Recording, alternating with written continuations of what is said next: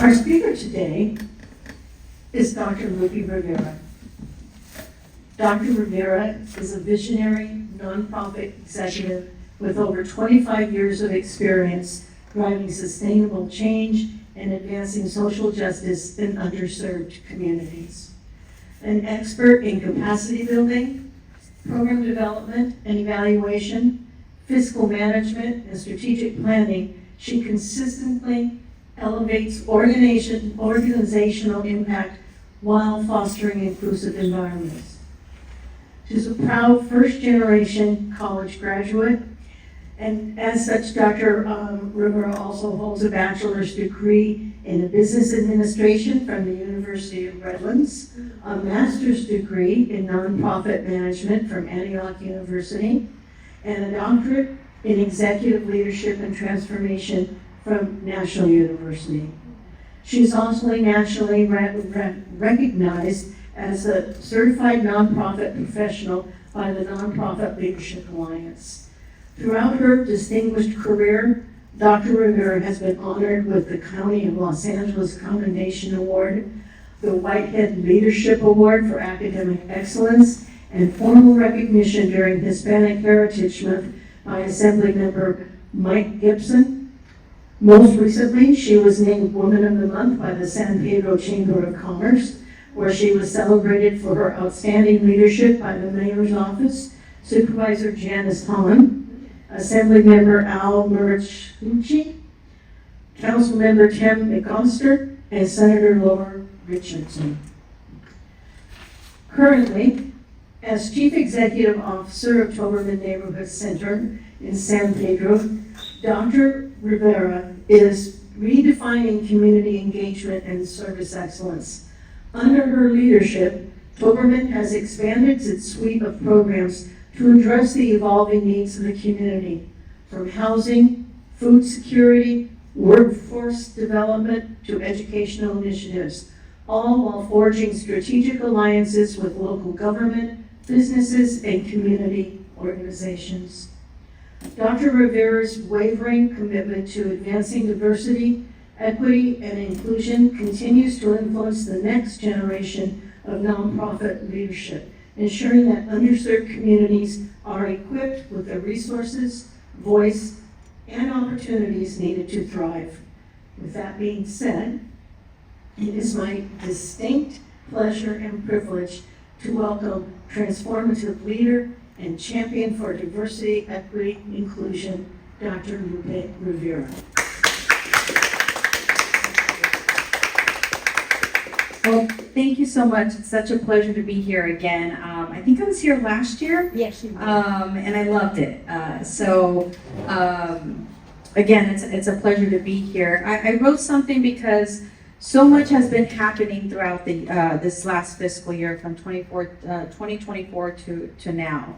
And I didn't want to leave any of the significant stories. There's so many for me to tell, but there's a couple of them that I really want to highlight. I want to highlight the work that's been happening in the harbor area, and specifically with families being impacted by ice. Families not going to work anymore, so the need for food is much higher. The need for utility assistance, violence is going up, as expected, right? People are going through trauma, and their response, we all have our different ways of managing trauma. I won't go through all of the introduction because you already did such an amazing job. Thank you so much. I never realized how much I've done until somebody actually says it to me, and I'm like, oh, wait a minute, that is a lot. I think about it, and I think about being that little girl homeless with my dad, eating out of trash cans. I still remember that, and I thought, I can never be me, and so it's amazing that I can sit there and say, oh, it is me, and it gives other kids and other youth an opportunity to really dream big, no matter what the circumstances are. So many of you, and I'm sure all of you, are familiar with Toberman and how long we've been a trusted organization for the harbor area. This past fiscal year has really tested us like never before. From wildfires, from ice being right outside of our door, us having to lock. So right now we're actually working on a lockdown system. We've had to put cameras in something that we've never done before. We've had to put cameras in our entranceways just to make sure that anybody that comes to the organization feels safe, feels secure, and they feel as of a safe haven when they're there. So the growing ICE presence right outside our door and in our community has really endured us, given us blow after blow, but yet we maintain, we stay strong. We have become the calm in the chaos. We have adapted faster than systems around us willing to. And we love deeper than circumstances allowed. But now we are facing something even more dangerous, which is severe budget cuts. Two of my programs suffered over $100,000 cut back from each of our programs, and that directly impacts the services that our community receives.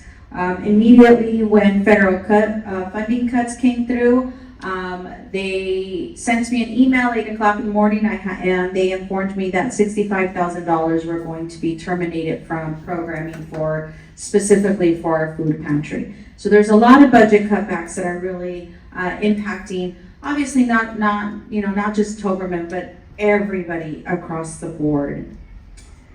Cuts that would strip away vital services, eliminate youth programming, and dismantle the few safe spaces our families and children have left. These are not abstract reductions. These are decisions with real consequences. For a child needing a mentor, for a single mother praying for shelter, this is really about every single person, because any of us can be in those situations, right? I want to tell you a little bit of maybe two. I have 3 stories here. So we sat with a mother and her 3 children after her husband was deported. She trembled and she said, "I don't know where to go." And we immediately told her, "You have arrived." We made sure that Toberman was that safe haven for them. We made sure that their rent was paid, they had food on the table. We connected them to school resources. A great thing about Toberman, we do have a PSA on campus, meaning that is a connection between LAUSD and the school, LAUSD, and Toberman. So for example, if a parent comes into us and says, my child's not doing very well, I'm trying to get to the school, I'm afraid, I don't want to go to school campus right now because of ICE, then we have somebody, a representative there that can connect with the parents directly, pull report cards, pull the teachers' information, etc., and be that support system for them there at Toberman. So we've been working, that's just one story around the ICE impacts. We met a 16-year-old boy who had never celebrated a birthday, and I know to us, it's very easy to celebrate our birthdays sometimes, who had never heard the words, "I'm proud of you." He had, done some stuff at school. He was kicked out, then they let him back in. We advocated for him. He started doing well. He started doing some mentoring with us. We also partner with Boys and Girls Clubs, YMCAs, and we partner with our Boys and Girls Club, who's a fantastic partner of us. So they were able to do more of the educational piece, and we were able to support more of the foundational piece, the food, the security, the safety, the space, the roof over their head, to make sure that they felt strong enough, secure enough, and in a good place when they go to school and they go get their tutoring. We threw him a nice birthday party. And after one of our workshops, he quietly came up to one of our representatives and said, "Wow, I think I matter now." That's when love steps into pain, right? I think I would say 95% of my staff come from the communities that they serve. They all either grew up, lived, or were born in the harbor area. So the families know my staff, they're very familiar with them. And so it really is like a big family. So when we tell them we're proud of them, it really does go a long way. When a 15-year-old child had to push the family's fruit cart through the streets, not because they wanted to, but because their parents were too afraid to leave the house due to the threat of deportation, Toberman was there. We showed up with compassion, not judgment, with resources, not red tape, with unwavering belief that no child should have to trade their innocence for survival. That's really happening a lot right now in the harbor area. If you go and you drive through some of like Wilmington, Harbor City, San Pedro, different areas of Torrance, you'll see youth a lot more, usually you see the older adults, the parents out there. You're starting to see a lot more of the youth because they're helping to put food on the table because the parents are afraid to come out and usually do the selling of either food or whatever the case may be. So we're definitely seeing an uptake on that. Some of the impact this past fiscal year, our fiscal year is from July 1st through June 30th. So this goes from July 1st of 2024 through June 30th of 2025. So in the last year alone, Toberman helped over 8,000 individuals navigate hardship with dignity, delivered over 342,000 pounds of food to children, families, and our older adults. We prevented over 200 people from falling into homelessness, investing over $275,000 directly back into the community. So what that means, our goal is to stop people from becoming unhoused. Once they hit what we call the sidewalk, it is very difficult to house people, especially as the cold weather's coming in. If you get a mother with a 15-year-old son, I'm gonna have to separate the 15-year-old son from their mother because they cannot be in the same shelter because there's not that many shelters that will accompany families. A lot of the times it's women with their children, and the children can only be up to 10 years old because they consider a 15-year-old boy an adult. So at that point, we have to separate the family. So our goal is when the family with a single mother, single father comes to us, or a family comes to us and says, you know, I'm 3 months behind, I'm making little payments, I can't seem to get ahead. We see that they're working. We have them work with our job coach to make sure that we rebuild our relationship with money, right? A lot of the cultures that we work with, including myself, we were raised to live check by check and never think about savings, never think about, well, let's do 3 months worth of savings just in case there's ever a rainy day. We're not taught that way, and so for a lot of our families, they go to our job coach, they build budgets, they learn how to build a budget, and so we tell them, okay, how much do you spend on the food pan? For example, on groceries. We know now going to the grocery store, $200-300 at a time, right? Especially if you have a big family. So they'll tell us, well, I spend about $200-300. Okay, well, those $200-300 that you're going to spend, we want you to take them and put them into a savings account. So we help them. We invest the first $100 towards a savings account for them, and then whatever they're going to say, for example, spend on groceries, they're going to put that into the bank to help them build up at least 3 months worth of living expenses so that they don't find themselves in that situation. So for us, it's not just about, people think, oh, well, you just hand them a check and then that's it. For us, it's about, we hand over the check to the landlord, we negotiate with them, we say, look, keep them housed, we're working with them. We will pay you directly what the outstanding amount is. We will work with them to make sure they stay on top of their payments, and we keep people housed. And so this past fiscal year, that's what $275,000 went into, and making sure we keep over 200 people housed consistently. So I think that for us was a really huge win. We invested over 7,800 hours of community violence response and intervention. What that means is a lot of the times people don't fully understand what our community violence intervention means. So what that means when, for example, there's a shooting in San Pedro at 2-3 o'clock in the morning, they suspect that it's gang related. They will give me a phone call at that same time. We get the same notification that the police officers receive. From there, we dispatch our guys, our gang intervention and prevention team members, to go into the community at the same time, 2-3 o'clock in the morning. And their job is not to investigate. Their job is to provide resources to the family that has just, they either just lost a loved one or somebody who victim services who has been shot. They'll go to the hospital with them, provide them services. Their job is to make sure that there's no gang retaliation.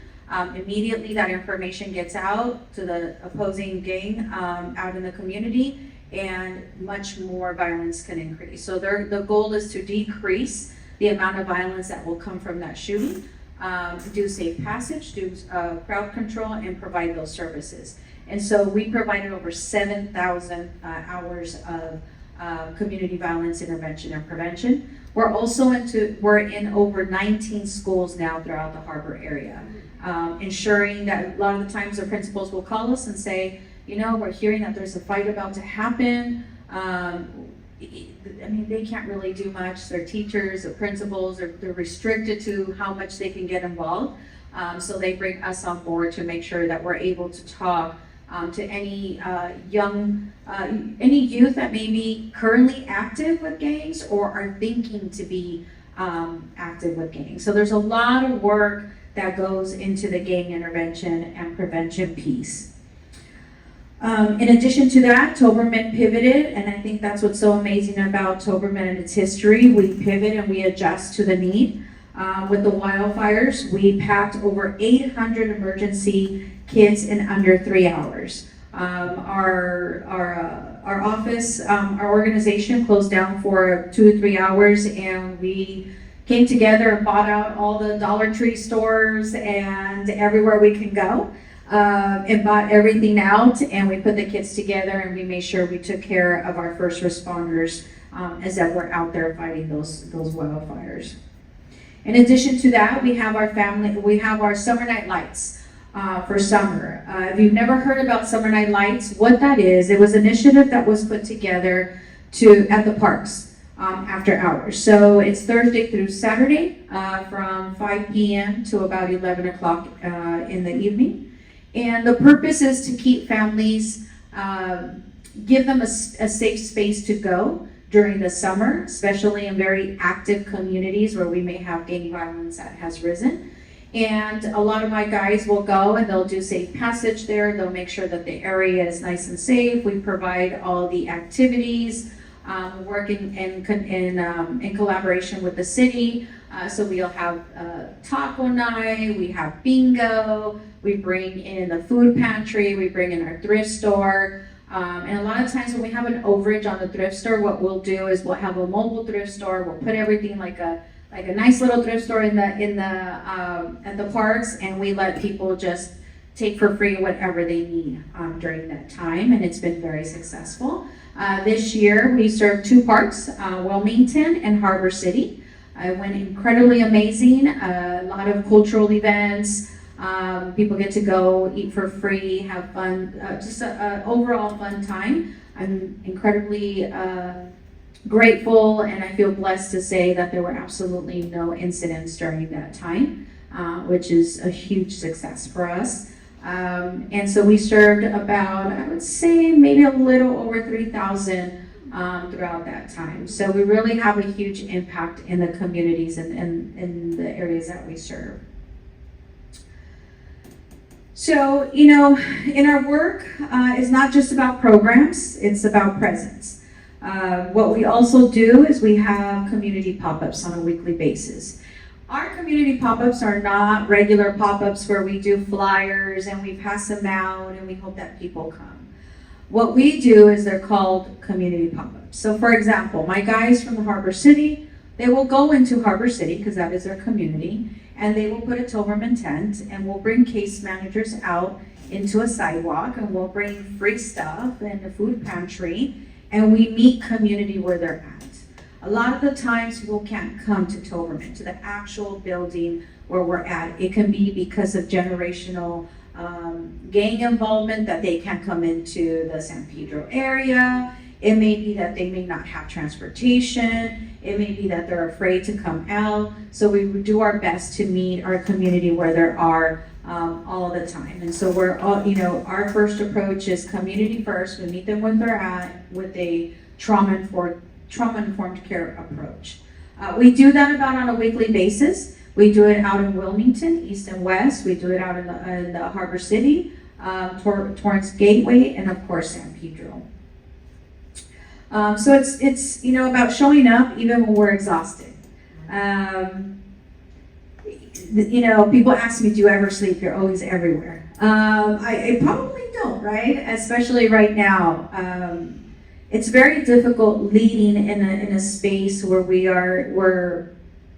I'm a woman of color and feeling targeted all the time. It is difficult conversation for me to have with my kids. It was difficult to sit them down and say, you have to carry your birth certificates. If anything happens, these are the numbers that you call. And these are real conversations that I'm having with my family, that I'm having with my husband, that I'm having with my staff. So it's very difficult. It's mentally, physically, and emotionally exhausted right now to do this work. But it's God's calling, and it's what we do, and He finds a way to give us energy even in the moments where we feel we can't get up. Even when our hearts are heavy, even when the system fails to respond, and we've been seeing that a lot lately.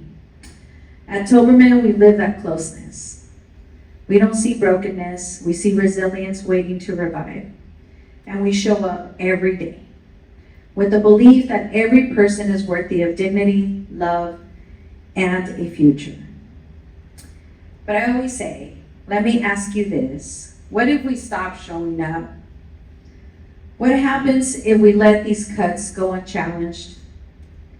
What happens when a child walks to a park that now is dark and silent because the lights went out, not just literally, but in their sense of hope? See, this isn't just about Toberman. It's really about all of us. It's about whether we still believe in building community or whether we let despair do the building for us. And today I ask you not just to feel moved, but to stay awake. Talk about the work that we're doing. Keep your eyes open even in your own communities. To notice, and I really want to make sure I emphasize on this, to notice the quiet suffering.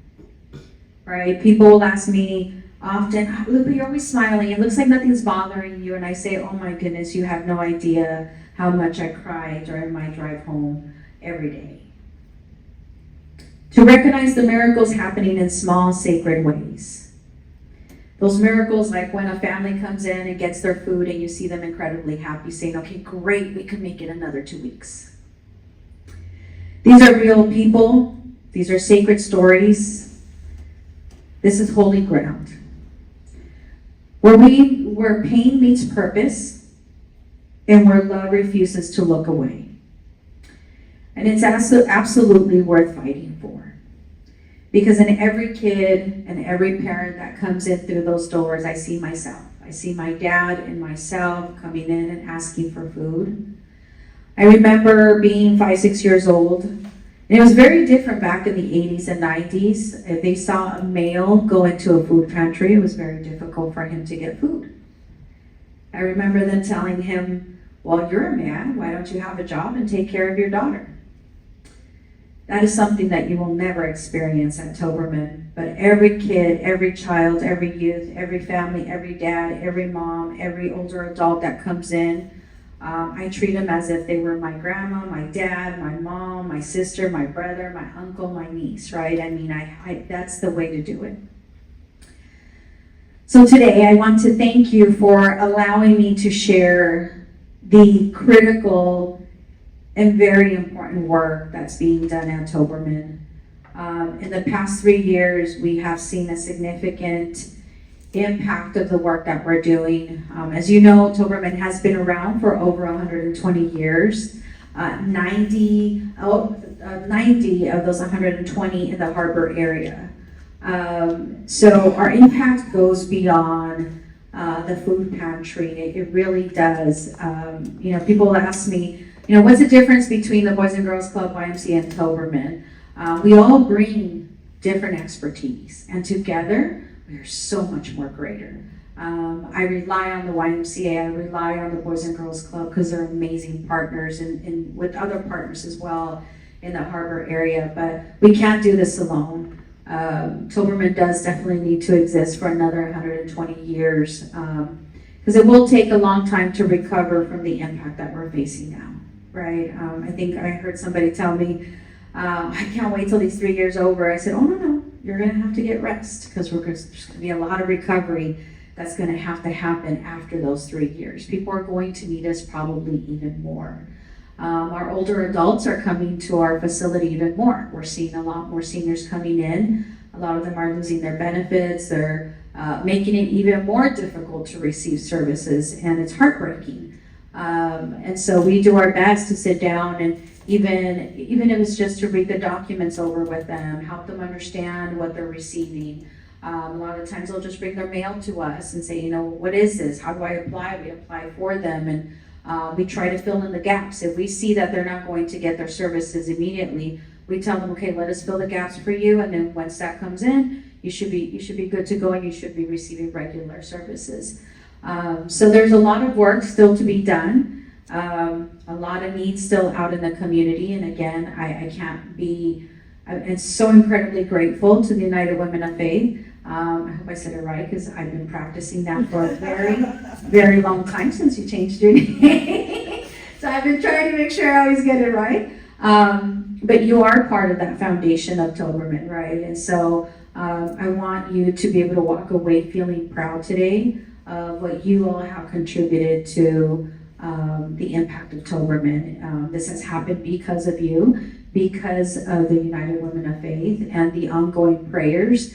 People sometimes will tell me, Lupe, I don't have money. I said, give me prayers. Sometimes prayers always move mountains. And I truly believe in miracles and the love of God. And so, please continue keeping us in your prayers. And we are incredibly thankful for your love, your support, and your commitment. Because I truly believe we would not be here if it wasn't for the United Women of Faith today. So thank you again, and I appreciate you.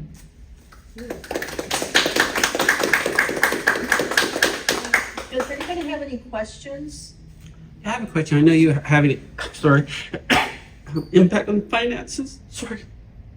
Is part of that reason because invasion of ICE is affecting the local companies, and because the local companies cannot donate as much money to the local nonprofits they want to give to? That is 100%. Also, a lot of the money is being taken away for CBOs, for nonprofits, and has been reallocated to hire a lot more ICE agents.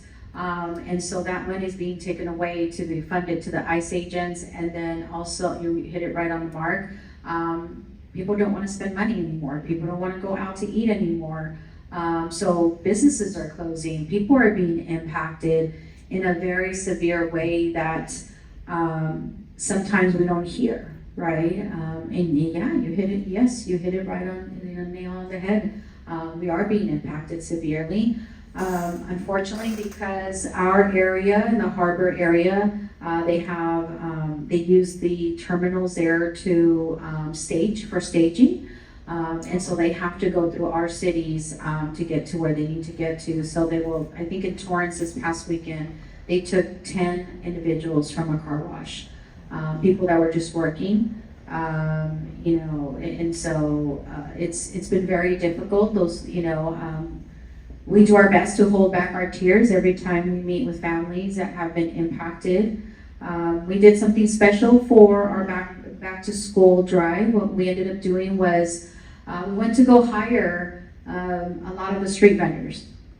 And we told them, come in and we'll give you $500 and just give the community $500 worth of food so you can go home for the day and not have to worry about whether you're going to be separated from your family. And it is a vision. If you've ever had to be there or have seen it in person, it's something that you never want to witness.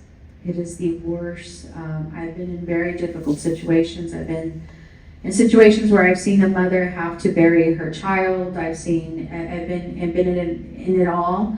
And I have to say, this was, when I was witness to that, it was incredibly difficult, to process it, to be honest. The statistics that you've given us about the taking away of your funds, And now that didn't include the shutdown, right? So that'll be even worse. That'll be even worse. The shutdown will be even worse. We will not expect payments for our Department of Justice grant until the shutdown gets resolved. And so I kind of saw that coming a while back. And so, we're preparing as the best we can. We're hoping the shutdown doesn't last for a long time. I do hope though that we keep intact healthcare for our families, our youth, and our older adults, which is very critical. It's going to impact everybody across the board if that healthcare gets cut. And so those are critical services that all of us here, including our community members, are in need. So yes, the shutdown will be impacting us severely and our community because they will not have access to food, their SNAP, their WIC. Children at schools will not have their food. They'll pause all of that as well. Somebody else had a question over here? Well, it pretty well got answered, Okay. but I will make a comment. You having trouble with transferring from the old name for United Love and Faith to this one. I had the same problem with Toberman on Settlement House because I was on the board during that time. Yeah. Well, it's funny. A lot of people still call it Toberman Settlement House. I don't correct them because I'm like, that's fantastic. If that's what you connect with, then that's fine. That's not a problem. So I agree. And aside from donations, obviously, do you have on your website like in-kind things, like people wanted to donate a bunch of paper towels from Costco and all like that? Absolutely. For our food pantry and for our thrift store, we're always taking in-kind donations. The way that our thrift store works is that we'll have a participant or community member come in. They'll see our case manager. They get the food pantry. They'll get other services. And if they need to, they will receive a second chance voucher. And so that's $25, and we tell them, here you go. It's like money. It's like money. We tell them, go get whatever you need. And sometimes they'll come to us and say, they're like, well, I spent all my $25, but I just take it. It's okay. Like, just not a problem. And so we do our best to make sure that we fulfill the needs of the community in the best way that we can, and that's through that in kind. Sometimes they'll come in and say, we don't have paper towels at home. Okay, here you go. We'll give you some paper towels, toilet paper, waters, whatever it may need. We always want to make sure that we have that ready for them. How do we get those things to you? What we can always do is we can have some of my guys, they've been doing a lot more pickups. A lot of times we have older adults that can't move or drive, and they'll tell us, hey, I need you guys to pick it up. Not a problem. We'll be there. We'll take a whole bunch of guys and we get it loaded up, and so this way it doesn't become such a impact on someone's daily routine. I guess I've been having a wrong concept of the whole place. So you're saying that this is really a resource center, like a house? You have one big office or house, is that it? And then the people come to? No, it's not a house, so it's pretty large. Community center. It's a community center, and we have 3 buildings, including a large gym. Okay. Yes. And how many caseworkers do you have? So for our intervention and prevention, I have about 20. For our FamilySource Center, I have about 8, which sees about 6,000 people a year. And so, yeah, and then just other staff, outreach. But about 20 professional. So the entire staff is about 50. 50. Mm-hmm. Okay. Yeah.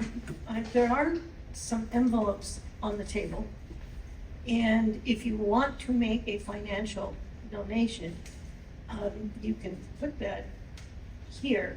And if people want to make a financial donation, how should they do that? Should they write a check? Should they put cash? However they would like to, check, cash, they can go online. We have a donation link as well as on our webpage as well. You can also support our Parade of Trees. We have it coming up. It's November 14th at the Dalmatian Club in San Pedro. We're honoring Assemblymember Mike Gibson. This is his last year, so he's exiting out. He's been a great partner of Toberman and a big advocate of the intervention and prevention funds. So we're going to honor him this year. And so if you would love for you to join. They're about $150 a ticket. It's a nice evening. You can dance and enjoy. Yeah. Is that your annual fundraiser? That's our annual fundraiser. When is it? It's on November 14th. Mm-hmm. We may check out to Toberman. Toberman Neighborhood Center. And could you say your website? It's www.toberman.org. And a lot of times you'll go on there, we try to keep it updated as much as possible. You'll see our impact video where you will see all of the hours and resources. We reinvested about 1.6 million in services into the community. And so I would say 90% of our budget is all programming and back into the community, which is exceptional. So we're doing a lot with very little. If you got even extra money, is there other things you would like to do? That's a really great question. I think right now, I don't think I know right now. I want to make sure that we build the sustainability for the work that we're currently doing. I'm not a big believer in growing and growing and growing just for the purposes of growing. I'm a big believer in making sure that whatever resources and programs that we have available have longevity versus bringing on other programs and taking away from these other programs that may need longevity just for like 6 months to a year, right? So I know, we're all different types of CEOs, but I'm a big believer in making sure that the services that we have now, the programs we have now that are very unique to the harbor area, and really Toberman's one of the only ones, actually the only one that provides the gang intervention and prevention, as well as our FamilySource Center. We are the only ones in the harbor area, so it's important for me as a leader, as a visionary, to say, let's keep this sustainable for as long as possible, and once we're in a place where we can grow, that we will grow. But for right now, I really want to sustain our FamilySource Center, our gang intervention and prevention, and our food pantry area, because those are very critical right now for the basic needs of the community. Thank you for that. I wanted to ask, are you facing ICE coming to your door? We had them at the corner of our building, a couple of weeks ago. So that's why we ended up putting the cameras. We had to buy signs that said private property. So usually our facilities are open to the community. We have a free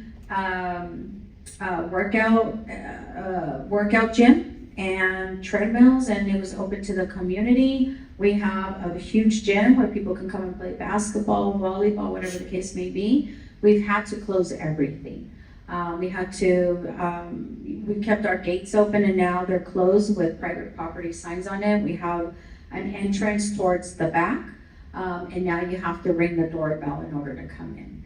And we have a full ICE plan in place. So if ICE comes on our legally, they can come into the reception area because it's considered a public area, but they can't go into our offices. So if they do come in, we have a full plan in place to address the situation. One, with the priority of keeping my staff first safe and then the community, because I believe if you don't put your oxygen mask first, you can't do anything for anybody else.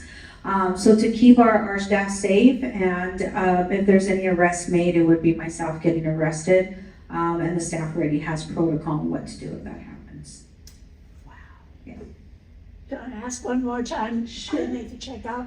Toberman Neighborhood Center. Mm-hmm. Great questions. Love it. Anything else?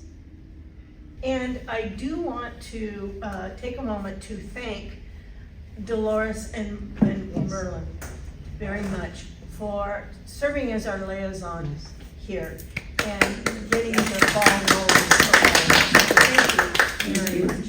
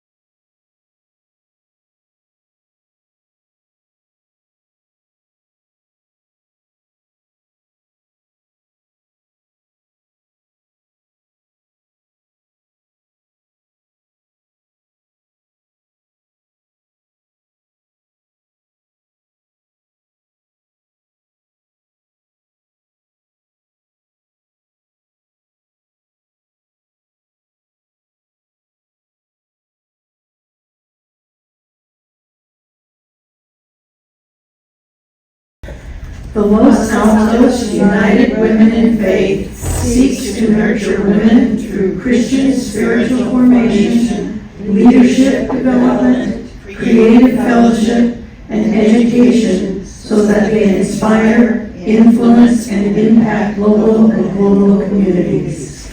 We'll turn it over. And now we'll repeat our purpose.